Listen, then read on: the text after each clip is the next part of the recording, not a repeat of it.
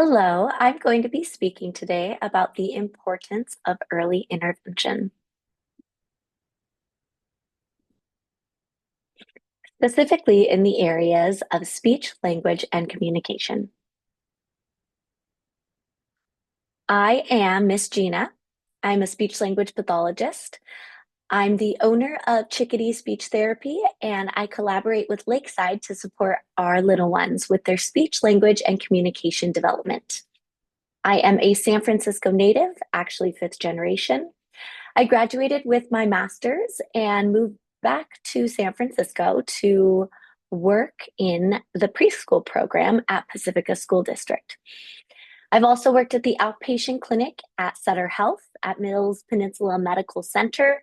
And then I started my own practice in home and in community and in schools. And in my private practice, I've seen faster progress, and it's just generally been overall much more effective. So now I get to partner with Lakeside as an on-site speech pathologist, and I have the opportunity to serve so many wonderful families and work with extraordinary educators and just wonderful staff. So I'm very, very grateful for that. What I do as a speech therapist.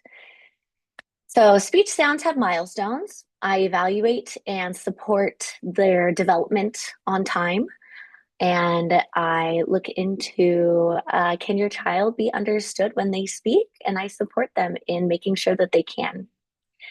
Language development is so broad. It includes grammar, sentence structure, verb tense, vocabulary, and also much more cognitive development, such as understanding and expressing ideas like positions, temporal concepts, quantitative concepts, negation, opposites, descriptors. It's a lot. Social communication is how children use language socially.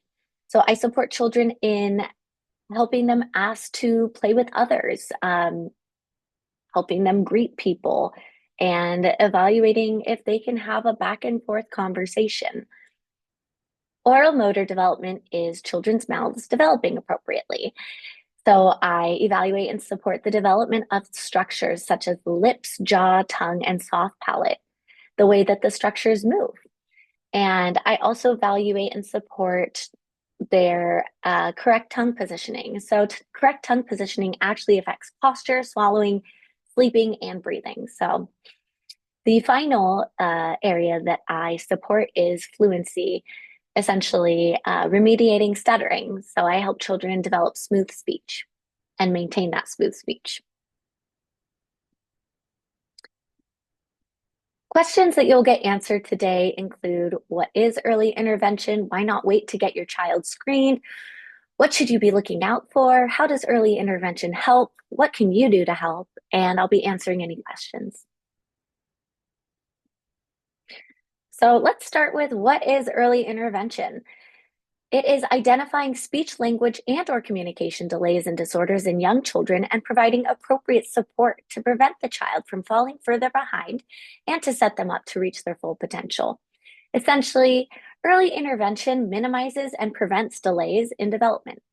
Children whose special needs are identified and addressed during these crucial early years have a greater chance of reaching their full potential. They are a lot more common than you would think. 8 in 100 children will at some point have a speech, language, or communication disorder. That's 8% of children in the US and about 3 in every classroom. In my experience, it has been a lot more than that. And this is just talking about disorders. This doesn't include delays as well. So why shouldn't we wait? There are a number of reasons to not wait to get your child screened for speech, language, and communication disorders and delays. These include brain plasticity, academic success, mental health, behaviors, and cost. I'll go into each one of these. So brain plasticity is so important for language acquisition.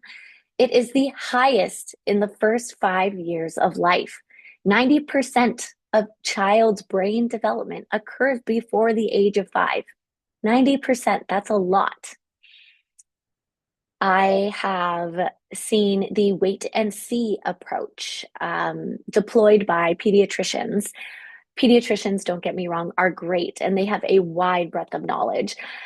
But the wait and see approach is outdated and appropriate. So many parents will go to their pediatrician because they think that something is up with their child's speech and language development, or they'll just be going in for a checkup and some concerns arise. Pediatricians say, oh, let's wait and see. And then so many parents years later will come to me with so much guilt and when their child is older, and they will say, well, my pediatrician said to wait. It is really heartbreaking to see this. The only person who should be making that call is a speech language pathologist. So I cannot stress this enough. If you have concerns or if your pediatrician flags anything but says to wait and see, please go ahead and reach out to a speech therapist. You can give me a call. Always get a second opinion from a professional who specializes in these areas. These are the most important years for brain development. Brain plasticity is the highest within the first 5 years of life. We do not want children to be behind during these crucial years for learning and developing their sense of self. It takes 4 times as long to intervene in fourth grade as it does in kindergarten because of brain development and because of the increase in content for students to learn as they grow older. Another reason not to wait is that communication disorders can lead to problems getting in the way of your children's academic success.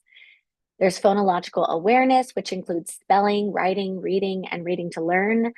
Children who do not develop adequate phonological awareness in preschool are 4 times more likely to struggle with reading by third grade. Speech and language communication disorders can lead to difficulties with participation in class, contributing to discussions, and understanding teachers' instructions. They affect narrative development, which includes sharing experiences and retelling past events. Your child's safety comes into play with this skill.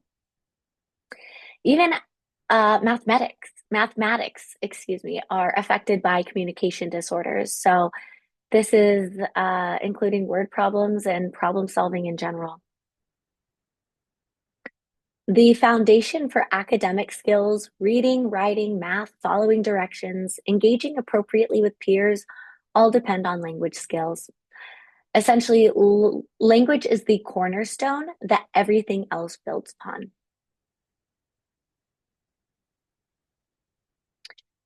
So our next very important point is why not wait? Mental health. Every interaction is defined by our ability to effectively communicate. Communication disorders make it harder to form relationships with others, causing rejection, discordance, and overall isolation. Children's self-esteem and confidence will plummet. I've seen this. They will start thinking, what's wrong with me? They could get bullied. Um, and this is a lot more prevalent than I would like it to be. Anxiety going into social interactions, they'll possibly have a fear of rejection that develops and internalize their shame. And communication disorders can contribute to their inability to feel a sense of belonging. For good mental health, human beings need connection, and connection comes from communication. Children with speech language impairments are 5 times more likely to have anxiety or depression than children without impairments. And this statistic is just referring to when they're little.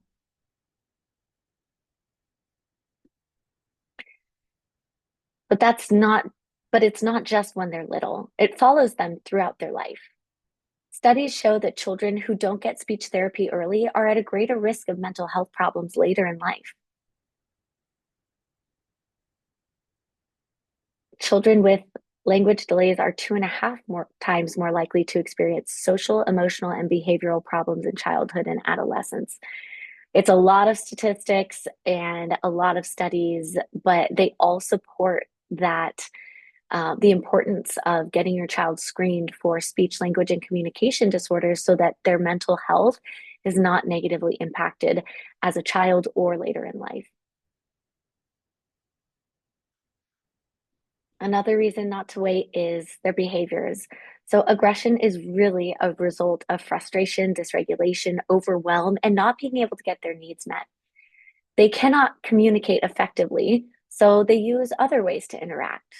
They have tantrums, they demonstrate behaviors like hitting, kicking, and being disruptive. They have meltdowns because you can imagine how frustrated they are to not be able to communicate. Unaddressed language delays increase the risk of future behavioral disorders by 40%.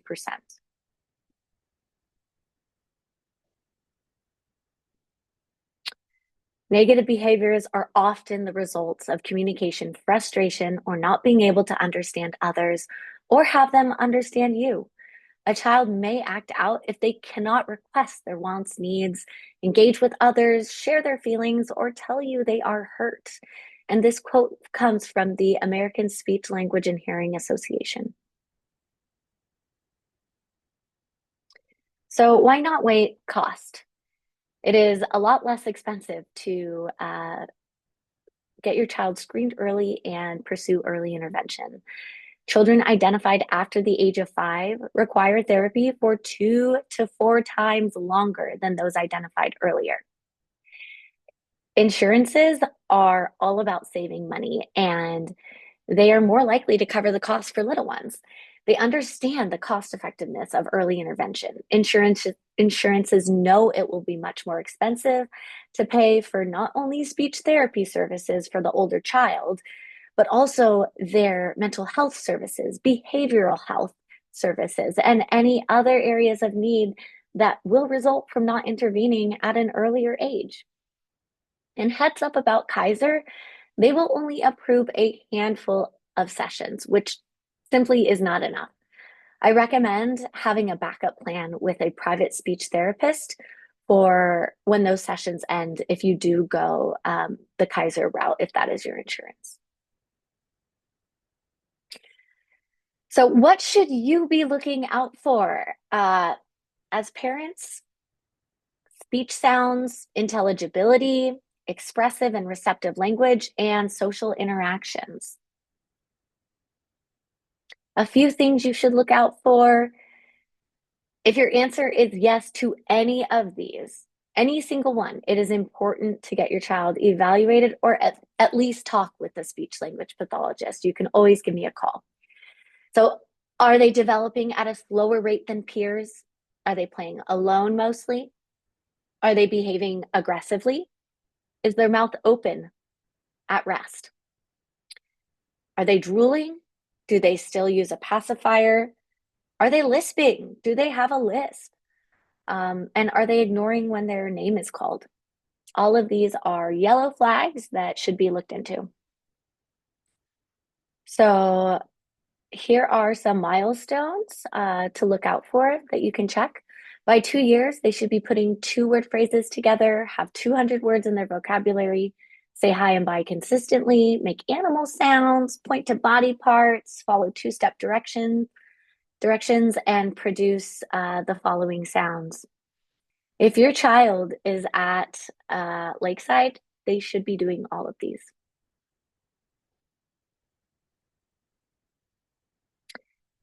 By 3 years, they should be asking and answering WH questions, who, what, where, when, why. They should be using 3 to 4 word sentences, following 3-step directions. They should have at least a 450 word vocabulary. They should produce those following sounds, and they should not have a lisp. If you look online, you will be told a ton of different things about lisps that all go against each other. Some sources say it should be gone by 3, some 4, and some go up to even 7. As a professional, I am telling you the age is 3. This is so important because lisps are so much more involved than you would think. As I mentioned before, they affect tongue positioning, they affect swallowing, they affect the development of the mouth and its structures. It affects breathing, sleeping, and even your child's development of posture. So, if your child has a lisp, which is, I've seen many children with lisps, please do not wait on this. Like I said, it affects a lot more than just the S sound. By 4 years, um, they should be able to tell a cohesive story, use past tense correctly, use 5 to 6 word sentences, know their last name and address. They should be understood 90% of the time, and they should produce these following sounds. I want to reiterate that not all of these things have to be a concern, just one in order for speech therapy to be warranted. If you have any questions, again, and I will keep saying this, please give a speech therapist a call. You can always call me. My information will be at the end of these slides. By 5 years, they should be producing these sounds here. They should use all verb tenses accurately. They should be understood almost 100% of the time. They should be having robust conversations and keeping pace with their classmates. So, how does early intervention help? Children who receive early intervention, uh, they are 31 times, no, I'm so sorry. They are 31% more likely to complete high school. And this is if they receive high quality early intervention programs. If you are going to pursue this, please make sure that the programs are vetted, and I'd be happy to do that for you as well. Children have increased confidence, self-esteem, a stronger sense of belonging, better relationships with their caregivers and family members. They have an increased sense of safety and safety in general because they can communicate their pain when something is hurting, and they can also communicate wrongdoings to them. It saves money in the long run, and it reduces family stress because it supports and educates caregivers and helps them create a plan for success. Parents of children in early intervention programs report a 30% reduction in stress and an increased sense of control over their child's development. It is so important to pursue early intervention if you have any concerns about your child's development, because it really can empower you and give you the tools that you need that are needed for supporting your child as best as possible. You have professional eyes on your child, and a good professional will make sure that your child is developing appropriately, not just in speech and language, but across many different areas. So, what can you do to help? Look for signs of a disorder or delay, check on their milestones, and consult a speech language pathologist. A 15-minute conversation can really go a long way. One of the main takeaways here is that there are no adverse effects to helping a child who may not need help. There are no adverse effects to helping a child who may not need help. But there are significant risks for waiting to help a child who needs it. If your child needs help, there are significant risks if you wait. So set your child up for success to reach their full potential. We want to see our children shine. We want to see them thrive, and the tools and the support is out there. Thank you so much for your time and for being here with me today. I'll ask questions in just a moment, or I'll answer questions in just a moment. My email is gina@chickadee-speech.com. My phone number is 415-295-5006. And my website is chickadee-speech.com. Please do not hesitate to call me. I am here to answer any questions, and I'm always more than thrilled to support the children and families at Lakeside. There are the references for today's presentation. Thank you again, and I hope that you all have a wonderful rest of your day. All right, take care. Bye bye.